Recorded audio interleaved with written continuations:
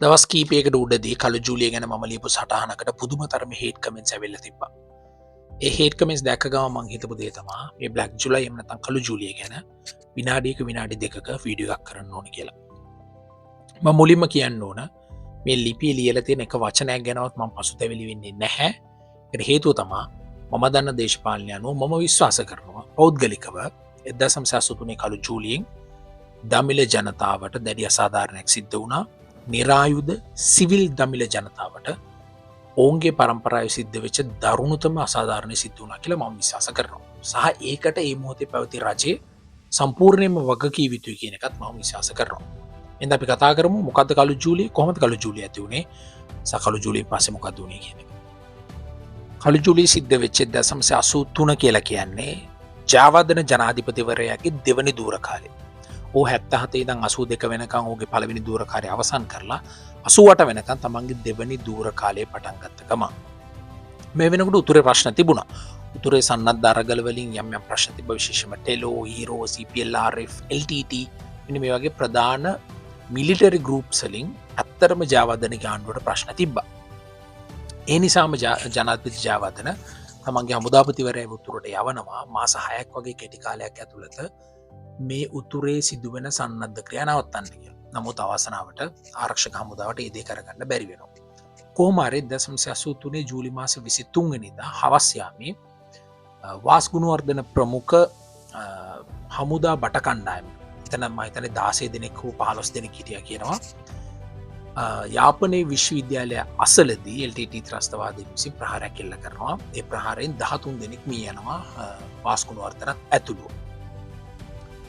මේ මොහොත වෙනතෙක්, ඒ කියන්නේ 83 ජූලි 25 ඔය ප්‍රහාරය, ඔය ඇම්බුෂ් එක ඇති වෙනකන් ඇත්තටම උතුරේ විශාල මට්ටමේ සිද්ධ වෙලා තිබෙන්නේ නැහැ. කියන්නේ විශාල ඝාතන සිද්ධ වෙලා තිබෙන්නේ නැහැ. නමුත් එක තැන 13 දෙනෙක් ඝාතනය වුණා කියන එක ඒ මොහොතේ ඇත්තටම දකුණට ලොකු නිවුස් එකක්.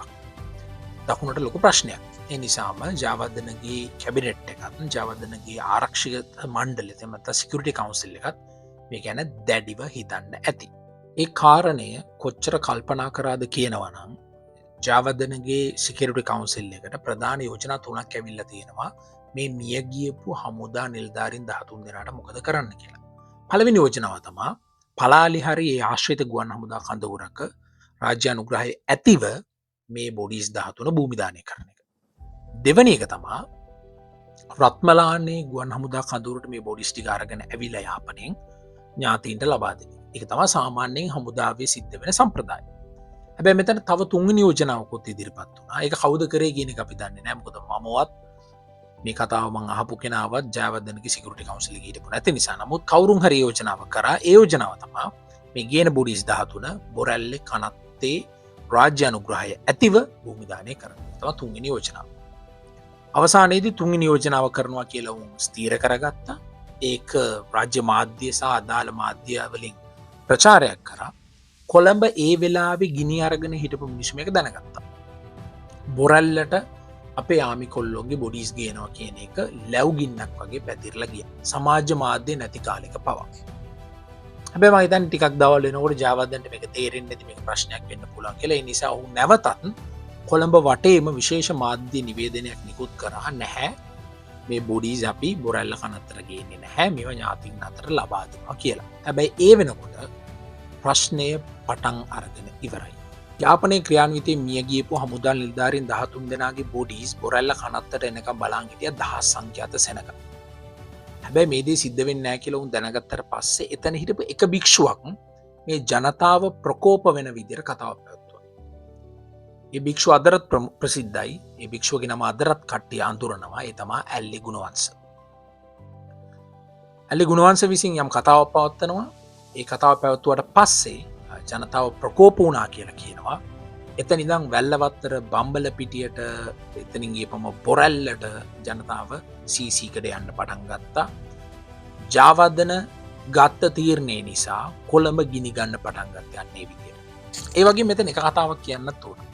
ඔය 83 කළු ජූලිය ගැන කියනකොට අපි ඇත්තටම සිංහල බෞද්ධ කියන පැත්තට අපි බෝලේ තල්ලු කරාට ඇත්තටම මේ කඩකඩපු ඒවා, මිනිස්සු මරපු ඒවා, රත්තරන් බඩු හොරකම් කරපු ඒවා, ටීවී උස්සන් ගීපු වගේ දේවල් ඇත්තටම කරා කියලා කියන්නේ කොළඹ වනාතේ හරි එහෙම නැත්නම් මේ කොළඹ මුඩුක්කු පරිසරයේ හිටපු එහෙම නැත්නම් මේ පේමන්ට් රස්සාව කරගෙන හිටපු එහෙමත් නැත්නම් 77 ජාවර්ධනගේ විවෘතාර්ථිකයෙන් බිහිවෙච්ච ඒ ලුම්පන් රස්සා ටික පරායෙන් බඩු පන්නන එක එහෙම නැත්නම් මත්ද්‍රව්‍ය ව්‍යාපාරය මෙන්න මේ වගේ දේවල් කරගෙන හිටපු පිරිස තමයි මේ සටන මෙහෙයුවා කියලා කියන්නේ. එහෙම නැතුව සිංහල බෞද්ධ මධ්‍යම පාන්තිකයෝ නෙමෙයි නිරායුධ සිවිල් දෙමළ ජනතාවට පහර දුන්නා. අපි ඒක ඉතාම තරයේ කියන්න ඕන. මොකද ගොඩ දෙනෙක් හිතනවා මේ කළු ජූලිය කරේ සිංහල මිනිස්සු කියලා.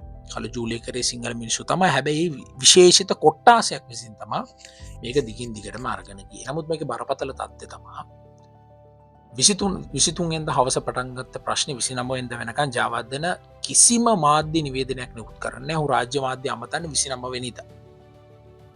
මේ දවස් කීපය ඇතුළත වාර්තා වෙන අන්දමට 5600ක් විතර දමිළ ජනතාව මිය ගිහිල්ලා තියෙනවා. අතුරුදහන් වෙච්ච පිරිසකුත් තියෙනවා.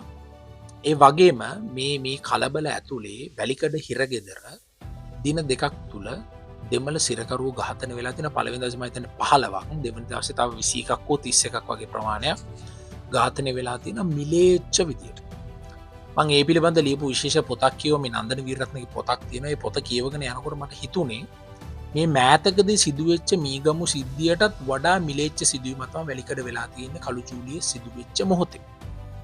ඒ කිසිම දෙයක් කතාවට භාජනය වෙන්නේ නැහැ.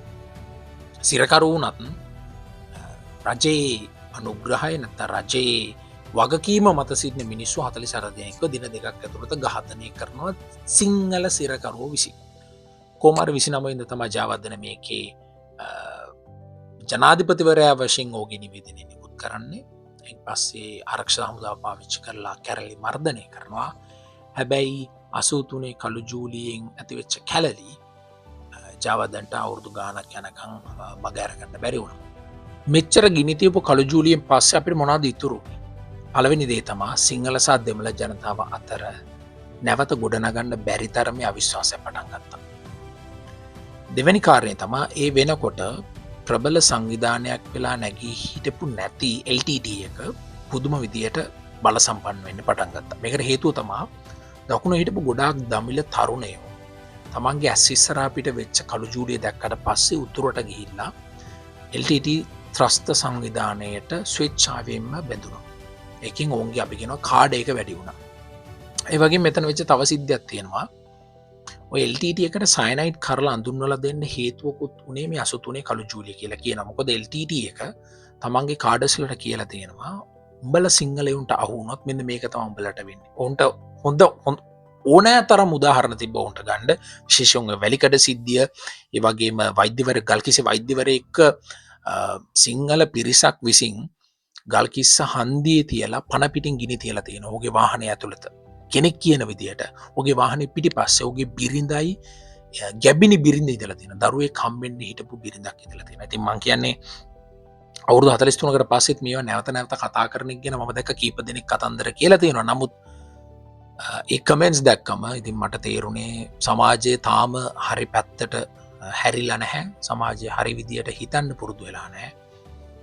ගොඩ දෙනෙක් හිතනවා උඹලා අපේ 13 දෙනෙක්ව මැරුවා නම් අපි උඹලගේ 5600ක් මැරුවා කියලා. හැබැයි ඒ කියන අයට තේරෙන්නේ නැති දේ තමයි 83 ප්‍රශ්නේ හින්දා 2009 වෙනකන් සිංහල දෙමළ මුස්ලිම් ආගම් ಜಾති ભેදයකින් තොරව පුදුම තරමේ මනුෂ්‍ය ඝාතන ප්‍රමාණයක් සිද්ධ වුණා.